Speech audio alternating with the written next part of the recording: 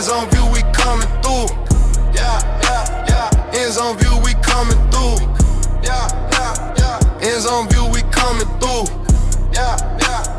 Endzone View, we coming through. All right, man. Welcome back, man. Endzone Views, preview edition, I guess. You know what I'm saying? First episode of the 2026 season. I'm here with my partner Dreek. Yo. All right, so what we gonna do today, man? We gonna keep it short and sweet. We just gonna do Georgia and Alabama preview. You know, give y'all a little taste of it, and as the season, nears, we'll build up more and preview more. But today we're gonna keep it short and sweet. So we're gonna start with you, man. With this Alabama Crimson Tide team, y'all replacing a lot of starters, a lot of transfers, NFL, all that good stuff. Give me your three offensive players, your three key players for this year.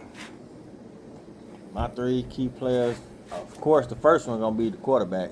Whether that's gonna be Keelan Russell or Austin Mack. Who do you think gonna be? I think it's gonna be Keelan. Think so?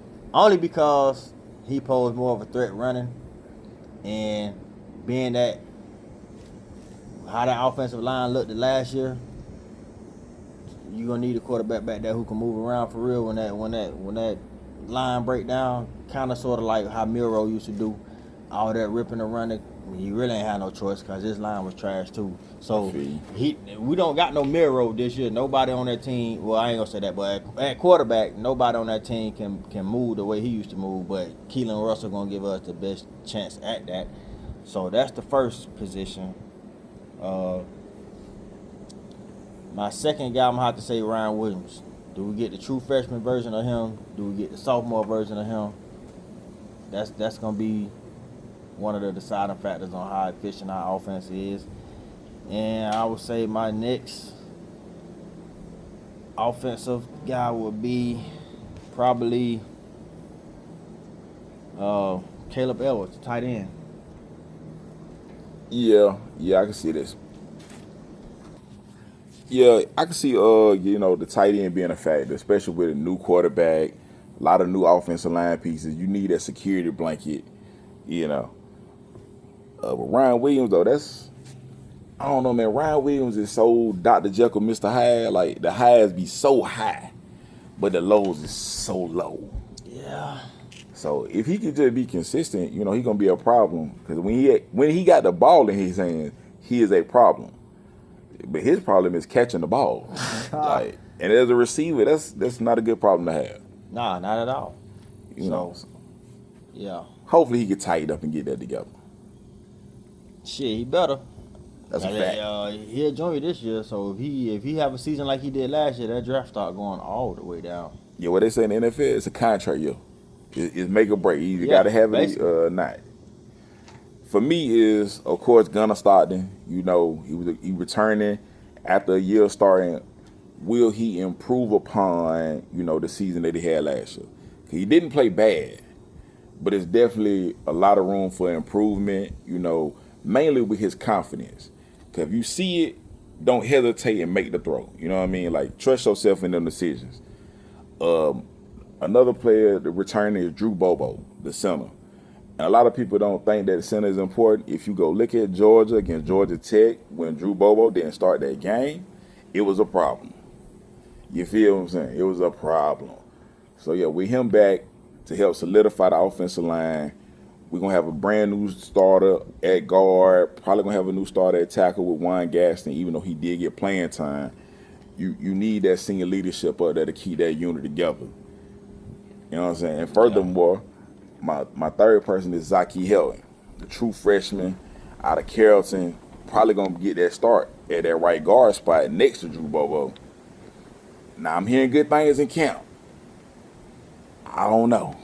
I don't know. But in camp, they say the boy balling. Well, if he like that, he gonna, like I just said off camera about another player from Alabama. If he like that, then he gonna get the start. Like I say, he the true freshman. They already talking about he started. I know he a 3-star. Which, like me and you done said before, when it comes to them stars, man, that it really don't mean nothing for real. It gives you some hype. It gives you some hype coming out of high school, but you got 3 stars that outplay 5 stars all the time. So the I thing don't about really feed too much into the thing about the stars though, it just be their projection of what you can become, right? So a 5-star prospect is somebody that they basically projecting to say you could be a first round pick in the NFL draft, right. right? A 4-star prospect is somebody they project to say, oh, you'll be a starter at the power 4 level, power 5 level, whatever. A lot of that got to do with your height, weight, speed type stuff, and just because you got the size and the speed don't necessarily mean you're the best player, if that makes sense.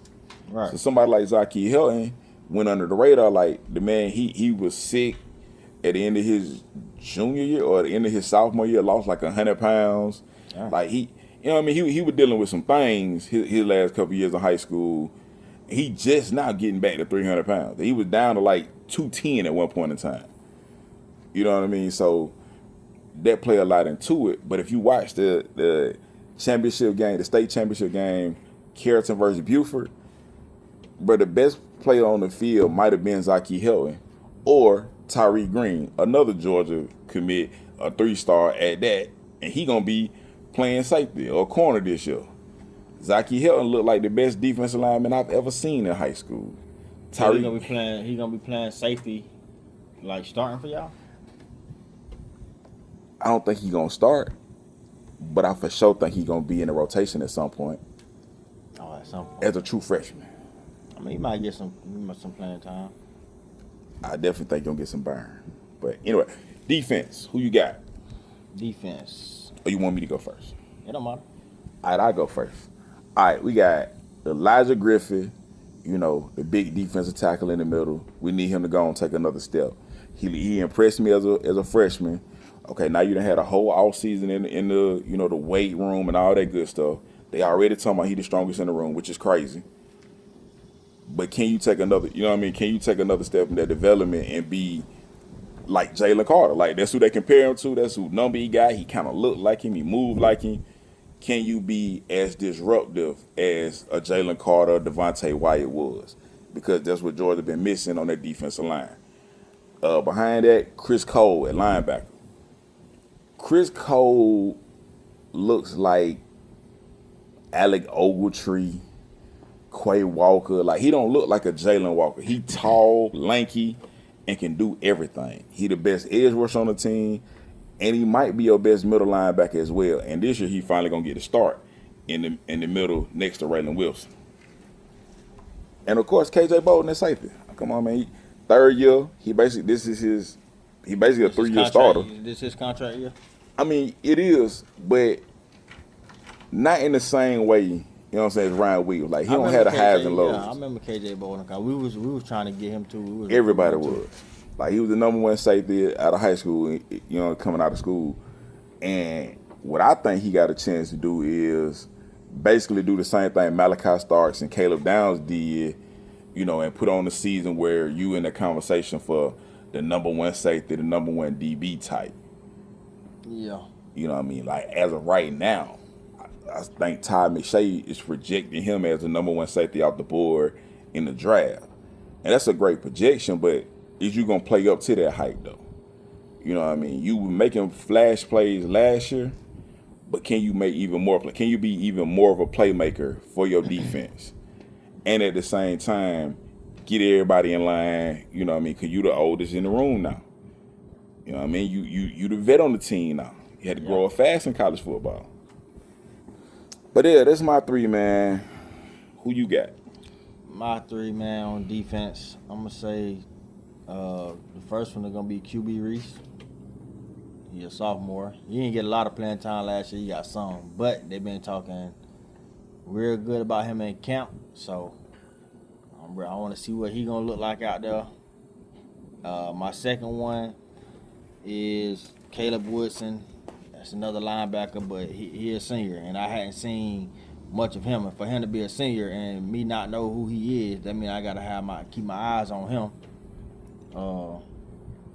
And the next one gonna be Yonze Pierre, only because he was doing a lot of game wrecking last year. I ain't gonna lie to you. I thought you were gonna start with Yanze Pierre. I ain't gonna lie. Nah, you gotta say the best I for ain't gonna last. You lie. gotta say the best for last. Hey, Yanze got in last year, man. That boy was showing out, so he turned it. He wasn't even starting, which is crazy. he took But, that job. Yeah, he wasn't starting at first, but when he got his chances, he made the most of them, and pretty much finished out the season. So for him to be starting this year, and if he pick up where he left off, then we all good. But See, Caleb Woodson and QB Reese, I gotta watch them. I ain't seen too much, but see, you nice, right? So what you not gonna say that I'm gonna say it for you is he the reason Craig Russo ain't with Alabama no more. Like, let's keep it a buck. He took that man's job. Now I mean, that man Craig Russo got hurt, and then Yanze Pierre came in and didn't end up going back out. and now Quay Russo is at Ohio State fighting to get back on the field. I think he should have just stayed at Alabama, bro. I'm just saying.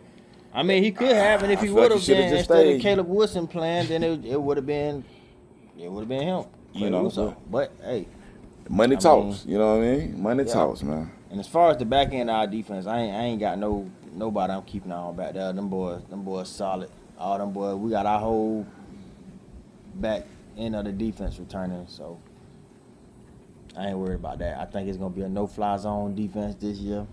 So Okay, so now give me one underrated player, a player that's under the radar, one on offense and one on defense. Somebody that you think has a chance to make a breakout year this year. okay, on offense, it's gonna be Sadarian Morgan, the 6'4" receiver we got.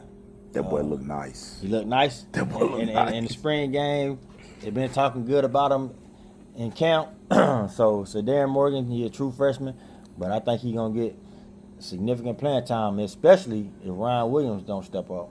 Excuse me, Ryan Coleman Williams don't step up. Okay. And on defense? On defense, I'm gonna have to say either Xavier Messi or Dre Kirkpatrick. Cause Dre Kirkpatrick, he a thumper. Like he a hard hitter. He got dang on. He one of them knucklehead type players that just like what's Buddy from Georgia that year just try to goddamn kill him and Kyle Pitts on the field that day. That's how he play. Lewis Seen. Yeah, he play like him. Like he ain't scared. He ain't shying away from no contact or nothing. He head hunting like. He a thumper and he's small, so that's what's surprising. And then Xavier Messi, Okay. Xavier he a good safety too, but he just ain't really been able to get on the field. But if let's say Keon Sabb get hurt again like he did last year, so then Xavier Messi probably be the one to step up. Which he, like I say, he's pretty good. At another school, he'll probably be starting. But It's a lot of people like that. yeah, so. Them would be my two, but definitely Dre Kirkpatrick. I like to see him on the field.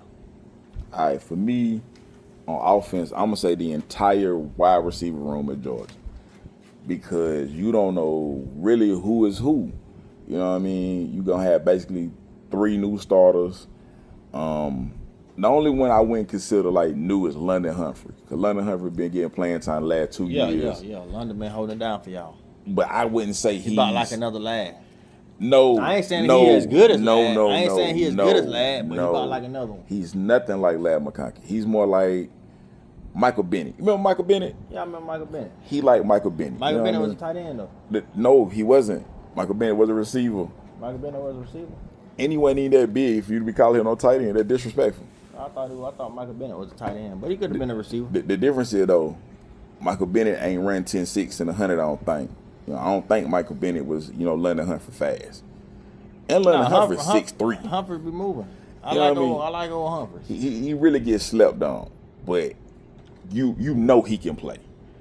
Yeah. Everybody else in the room, they're talented, but can they step up and like really be the guy or be a guy when it's time to be a guy? You know what I mean? Yeah, I guess we'll find out. Yeah, we're gonna find out. I'm giving that to keep in your mind. Freshman Craig Dandridge. Or Dandridge, however you say his last name. I wanna look at what you call it, see how he gonna be for y'all this year. Taylor and Taylor. I think that's Taylor his name. Taylor. You gonna see it, cause he might start. That's one of y'all. That's one of the ones you should have mentioned. You talking about y'all wide receiver room? I'm saying the whole room in general. He was there last year. He got playing time. So C.J. Wiley gonna get playing time. You got him. Isaiah Cannon. You got Humphrey. Zacoby White-Hilton.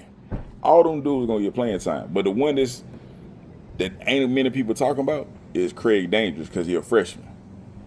But he already showing out at practice. They talking about he already in the rotation with the number ones at practice. Oh, well, he might be. You know what I mean? Like that usually don't happen for freshmen, bro. So we gonna see what it be, but that's just my opinion. And on defense, I'm going with DeMelo Jones, man, because Ellis Robinson getting all the hype preseason. You know, some people talking about he might be the number 2 corner, all that good stuff. And I'm not saying that he's not good. He is good. Who they saying gonna be the number 1 corner? I can't remember the dude's name. I'm gonna have to go back and look it up. I can't remember his name right now. I think it's buddy from Mississippi State, Texas A&M, something like that. One of them old Burgundy schools. Something like that. But anyway, DeMelo Jones is getting slept on because he had a couple bad reps in game. You know, the Ole Miss game, you know, he got beat on that last play. And I mean, I can sit here and say, you know, what everybody was expecting it short, the coach still said short. Hey man, that was your man and you got beat. At the end of the day, it is what it is. But the boy can play. You know what I mean? Like, all the talk about Ellis Robinson is cool. Ellis Robinson didn't start a couple games because DeMelo Jones was in front of him. You know, it's a couple games. Ellis Robinson pretty good, though. He is great. I'm not taking nothing from either one of them. That's what I'm saying, though, is one corner's getting all the hype, the other corner getting slept on. I mean, I feel you. You know what I'm saying? Like, instead of saying, oh, well, we're going to pick on DeMelo, pick on him if you want to. Ask Alabama. What you mean, ask Alabama? Ask Alabama about DeMelo Jones. At Ryan Williams, how you got put on his neck? Tomorrow when we came to Georgia? On his neck. Yeah, we hung that W on y'all. Dubs on y'all That's head. cool. That's cool. I was talking about DeMelo, though. Dubs on y'all top. Anyway, biggest top 3 games for this season. I'm going to go first because we know it's going to be Georgia, Alabama. Of course, as long as they on the schedule, it's going to be a big game. At Ole Miss, that's going to be dangerous. You know, Definitely. Last time we went to Ole Miss, it got ugly. It's been a while since I watched a full Georgia game outside of them playing us, but that Ole Miss game, I might tune in to that one. It should be entertaining, you know. Yeah, I might tune into that. You know, I'm interested to see how Pete Golden new staff is going to operate because you had to replace the entire offensive coaching staff from last year. So They probably kept some plays. Maybe. Because the offense they were running was effective. So it will, but all the people I don't gone. see him wanting to go away from that. They might be gone, but, you know, Lane took them. You know what I'm saying? Lane gone. Charlie Weiss Jr., that's who coached the bowl game with Charlie Weiss Jr. He called the game. He gone. So, I don't know. I'm interested to see what it's going to look like. But anytime you go on the road in the SEC, you better be on your P's and Q's. Any given Saturday. Facts. And, of course, the first big game of the year is not Arkansas. It's when Oklahoma comes to Georgia. Brent Venables always going to have a good defense. I don't even know who on the defense, but it's going to be good. That's going to be a good game, too. I might watch that one, too. You know, John Mateer, he got injured last year. Some people had the man in Heisman talks, and then he got hurt last season. So he should be back 100% healthy now. I don't think it's going to be an easy one, man. I think it's going to be a good game.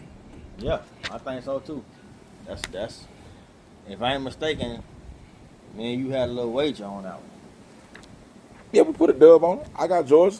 And then you try to back out talking about, nah, I ain't betting on Oklahoma. No. I said Alabama game. I said I don't know what our line going to look like first. Let me see before I try to bet you on that. But Oklahoma, I understand. Yeah, I think that's going to be a good one. Ole Miss, too. So I'm not saying y'all going to lose these games, but it ain't going to be no cakewalk like y'all first 3 games of the season. They the biggest games for a reason, you know. Who you got other than Georgia? Because we know Georgia's the number 1 biggest game on y'all schedule. Our biggest Who the game, other 2? the number 1 biggest game on our schedule is LSU. Then we got Texas A&M, and then we got Georgia. I mean, going in Death Valley ain't that light, you know. Lane Kiffin there. It's gonna be a night game. Crowd gonna be going crazy. They gonna be good and liquored up. But if you don't think that Georgia is y'all biggest game, you're lying to yourself, man. Don't lie to me. Lie to you. Nah, I mean, Georgia, that's just a team on the schedule. I consider it a rival, to be honest, but some people don't. So for those who don't, it's just the next game on the schedule when that time comes. But I mean, it's always a big game because that's most rivalries are. But again, everybody don't consider it a rivalry. But yeah, Georgia, Texas A&M. Even though we got Tennessee, I'm still skipping them. Texas A&M and LSU. I think they're my 3 biggest games. I think the Tennessee disrespect is crazy. I think it's crazy. Why? I don't know, man. We don't play Tennessee Texas is like A&M. y'all. We don't play Texas. We haven't played them and Not skipping A&M. Not skipping A&M. I'm saying, me personally, I think I would have said Tennessee over A&M. But then again, now that I'm sitting right here looking at it on paper, A&M was good last year too. Now, bro, y'all got a 4-game stretch that's crazy. Y'all got Right. Georgia, then at Tennessee, A&M at home, off a week, and then at LSU. right? But that's a crazy 5-week run. It's a crazy run, ain't it? But we did that same run last year and went unscathed. But Man, y'all lost to Vanderbilt, Oklahoma. no, we beat Vanderbilt. Dang, how I'm gonna tell the story. Well, if you want to lie to the people, then hey. But yeah, we beat Vandy. Nah, but that is a crazy little stretch right there. But life in the SEC, man. Right. Ain't nobody crying for y'all. Ain't no need to. But hey, we won't get no breaks. All right, so before we wrap this up, man, we did some, a little fun thing. Since Kirby Smart has coached 10 seasons at the University of Georgia, I was sitting and looking at everybody put together in the Kirby Smart era teams, and I decided to come up with one myself. And at the same time, I asked my partner, like, hey man, put together your team, of the last 10 years, from 2016 through the 2025 season. And the way we did it was we had a quarterback, running back, tight end, 2 receivers, all 5 offensive line spots, and then 5 flex, that you could use for anything. So if you wanted an extra offensive line, you could have did that. Running back, tight end, quarterback, whatever. And on defense, we did 3 defensive linemen, 3 linebackers, 3 DBs, and 6 flex players that you can use for anything. So I'm gonna let you go first. Start with your offense first. All right, so my offense will consist of quarterback Tua, running back Derrick Henry, tight end O.J. Howard, wide receiver 1 Jerry Jeudy, and wide receiver 2 Devontae Smith. And then my flex players will be Josh Jacobs, who is a running back, wide receivers Jalen Waddle, Henry Ruggs, Jameson Williams, and running back Jahmyr Gibbs. And my offensive line will be Landon Dickerson, Darian Dalcourt, Alex Leatherwood, Evan Neal, and Pierce Quick. Solid guys. Solid. No Amari Cooper? Amari Cooper ain't in that range? Nope. Okay, that's interesting. I don't know why you love Jerry Jeudy so much. I feel like that's crazy. But hey, what's your thing? Did you watch him in college? He was good. The He was nigga decent. was nice. He was decent. The nigga will take your ankles and carry him over there to your coach. No Calvin, really? No Calvin Ridley. I got Devontae Smith, the Heisman winner. Devontae Smith, I get. Even Jameson Williams, I get. It's the Jerry Jeudy love I don't understand personally. But hey, I just told you. That boy will take your ankles and run him over there to your coach for you. I mean, you seen what Steve Smith said about him? That's NFL. I'm talking about when he was at Alabama. I ain't when they go to the NFL, they who they are. I'm talking about players from Alabama that was I'm talking about what Steve Smith said about him was before the draft. He was like, I'm watching the Jerry Jeudy tape. I don't get it. He's just a jag. Anyway. I mean, everybody got their own opinion about everybody. That's a fact. Anyway, my team. Of course, I got to go with Quavius Bennett IV. Yeah, we put Dubs on his head twice, but go ahead though. Okay, I just want. All right. Yeah, we put Dubs on him. But he got a ring though. Nick Chubb, Brock Bowers, George Pickens, Mecole Hardman, and then for my flex players, I went Sony Michel, Lad McConkey, Darnell Washington, A.D. Mitchell, and DeAndre Swift. No comment? Cool. For my line, I went with Cedric Van Pran at center, Broderick Jones and Andrew Thomas at my tackles, with Jamari Sawyer and Tate Ratledge at my guard spots. Any questions, comments, and concerns? Nah, I ain't think so. we'll run through that. Boy, stop. Come on with your little defense. We'll run through that. Come on with You your go little to defense. defense first, then. Cool, man. Jordan Davis, Jalen Carter, Devontae Wyatt. You say the best for last. That is the best. It don't get no better.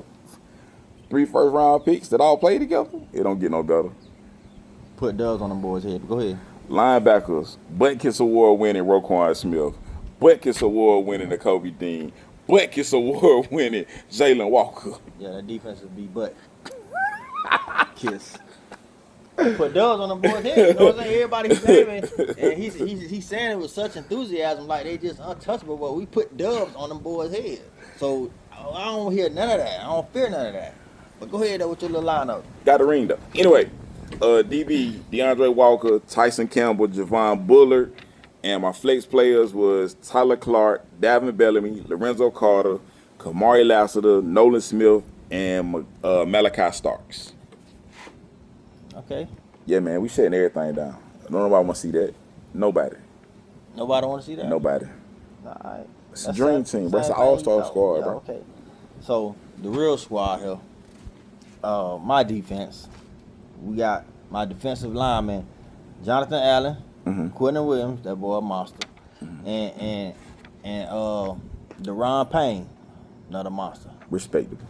So my linebackers, we got Rashawn Evans, head hunter, Reuben Foster, head buster, hardest head to come through the SEC, and then you got Sean Deion Hamilton. He do a little bit of both, speed and knocking your head off. You know you just cap, right? Who? That boy can't be the hardest hitter to come through the SEC. Yeah, Reuben Foster. I got safety shit harder than him. Nah, Reuben Foster, hardest head to come through the SEC. You better go look up Greg Blue and Tommy Davis. Better go look at Reuben Foster. It was cute.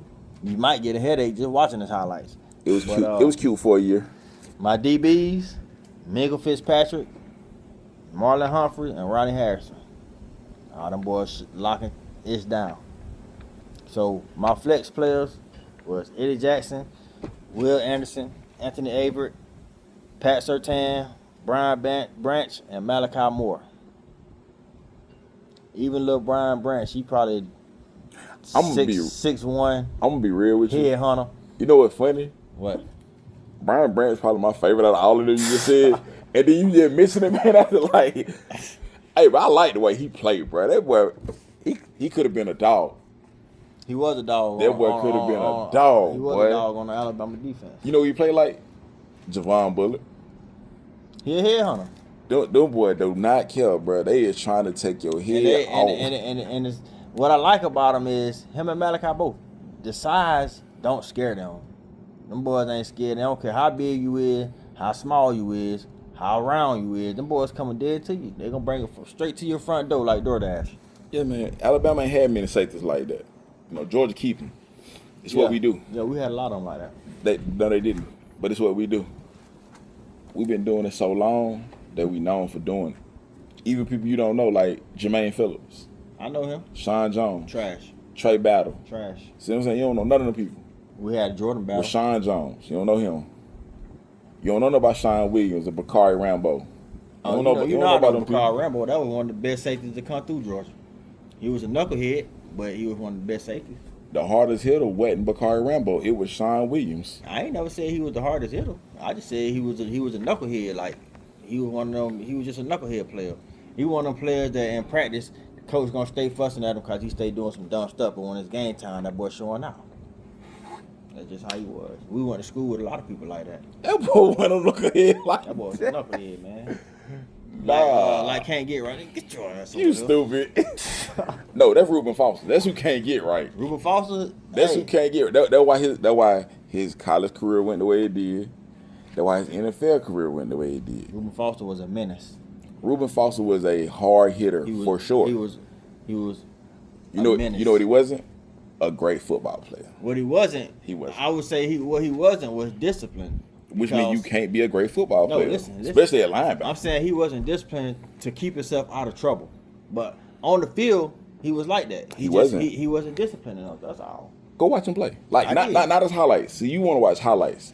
Forget the highlights. Watch the play and understand where he should have been and where he was. Because a lot of plays that he not in position. Yeah, because he head hunting. Because that means you're not disciplined, and that's why you don't last in the league. Discipline, he got that. So you know what I mean? That means you're not a great football player. You're a great hitter, not a great football player. And that's cool. That's fine. It's a role for everybody. Hey. That boy was a special team demon. Give me Reuben Foster against Nick Chubb running straight up the middle. I love Chubb. Give me Reuben Foster. Chubb. Love him. I guarantee you. I'm going to tell you something, I bet you ain't know. Reuben Foster from Georgia. He ain't even from Alabama. I don't got nothing to do with where he from. I'm talking about what he was doing.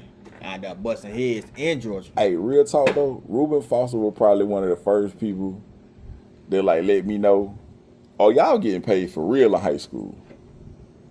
But you moved from Atlanta to Auburn, Alabama. Committed to Auburn. Decommitted. Committed to Alabama.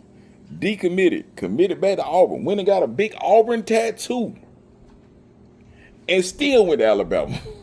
Hey, went to Auburn High School in Auburn, Alabama, with an Auburn tattoo, and then end up in Alabama. Yeah, sometimes, hey.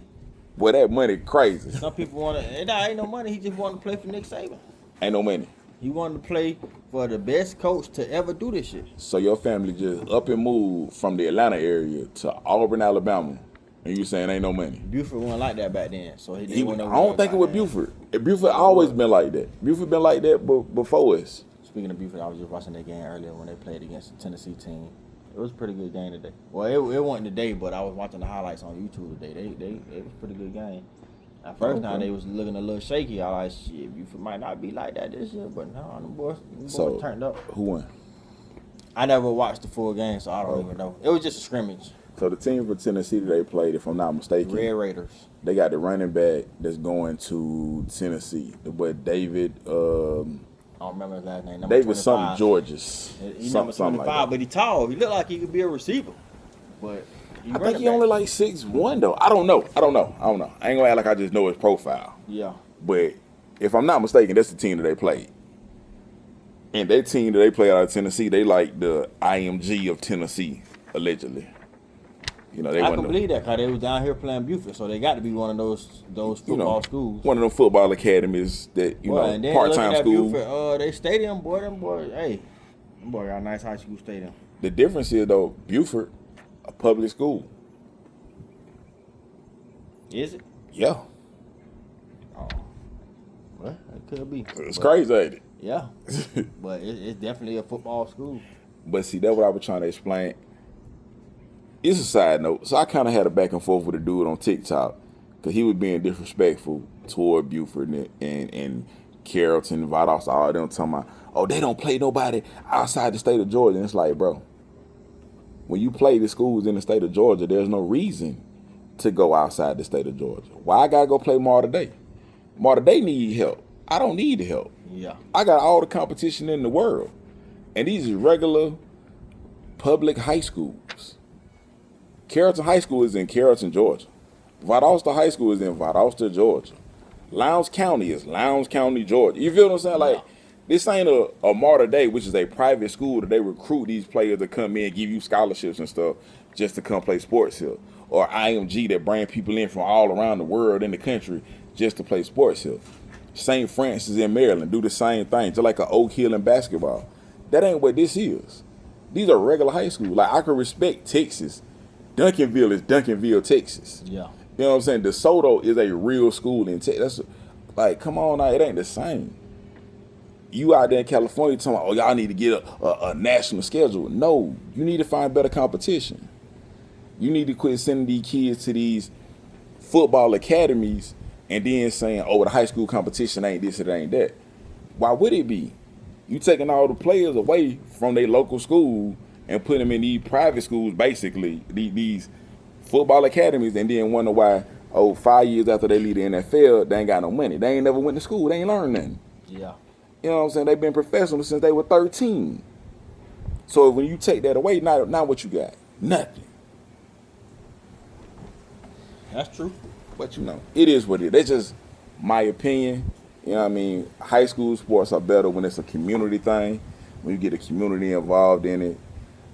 And That's just what it is, man. Quit trying to professionalize everything. That's my personal opinion. You know, they're already doing that with college football too, so. Yeah, like it's wild, man. Let kids be kids, man, as long as they can be. When it's time to be adults, cool, we're gonna be adults. Man, let them kids enjoy their high school.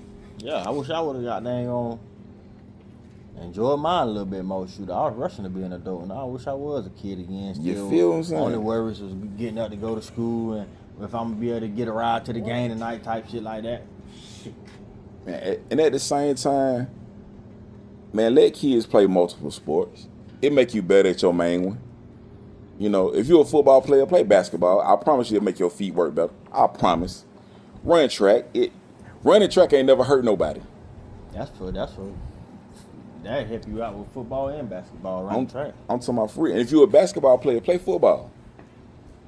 I promise you them little bumps that you get when you go into the lane, it ain't gonna feel the same no more. You done been out here getting hit, playing in these pads in the summer heat. And you ain't soccer too. Soccer, baseball, everything, man. Tennis, it don't matter. Do everything. Do as much as you can while you can, because when it's over, and you can't go back. Yeah. You know, that's enough preaching for today, man. I'ma holler at y'all next time, man. Anything you gotta say? Yeah, roll tide. The disrespect, Hey, man. Go quick, dogs, man. Real quick, before we get up out of here. What's that? Go ahead. Realistic. Okay. What's your record prediction for Georgia? Okay. So worst case, I ain't gonna say worst case. I'm gonna say I feel like Georgia's floor with the schedule that they got, the team that they got, is 10-2. And the ceiling is 16-0. Yeah. Okay. Cause and I'm not even being funny, being cocky. Just there's no team that I can look at and say, oh, you know what, they should beat Georgia. None. Can it happen? For sure. Should it happen? Not necessarily. You know what I'm saying? Yeah. I mean, it makes sense. Same question for you. So for me, I'm gonna say our floor. I'm gonna say realistically speaking, our floor. I'm gonna say it will be 9-3. That's being realistic. And the ceiling, of course, I'm gonna have the same ceiling. That like you can't go no higher than being 16-0. So True. I'm gonna say our ceiling would be going 16-0. Now, do I think we're gonna go 16-0? I don't know. I don't think we're gonna go through the season without no losses. But I think our floor will be 9-3, and realistically, we'll probably go 10-2. 10-2. That's what's up. Well, a humble Alabama fan, boy, you red like Mr. Clean with hair. I'm just saying. They don't never have. We got that 4-game stretch that we spoke of, but hey. Treacherous. Hey. I ain't gonna cap. You know what I'm saying? I wouldn't want to go through it. So I wouldn't want to do we'll it. probably go. We might split that 4-game stretch, 2 win, 2 lose, 2. So what 2 of those will be? Who knows? If you go 2-2 with that, man, Kelly and the boy deserve coach of the year, bro. Especially with all the new play. Man. Yeah, we go 10-2, and going 10-2, we split that 4-game series 2-2. Then yeah, he coached his ass off this year. For sure. Bye, man. Yeah, we out, man. Roll Tide, man. Man, go dogs. Y'all ready? Clap pad, snapbacks, Endzone Views, big hits, big dreams, can't lose. Chain gang marching, them boys in the trenches, Gradure gladiators stacking up defenses. Hail Mary visions, cold cooking up schemes. Every Friday night we chasing them dreams. Stadium roaring, the crowd too loud. Cleats cut the turf, hands up in the clouds. Flags fly, rest whistle, tension thick. Game clock ticking, better move quick. Endzone View, where legends are made. Fingers to the sky, the anthem parade. Endzone View, sweat, blood, and bruises. Victory's the prize, ain't no room for excuses. QB in the pocket, ice veins in his stare. Cornerback's lurking, but he don't care. Downfield missile spirals like a dart. Receiver snacks glory, that's pure heart. Tailgate smoke, ribs on the grill. Southern boys cooking up their winning wheel. Marching band horns, drums go boom.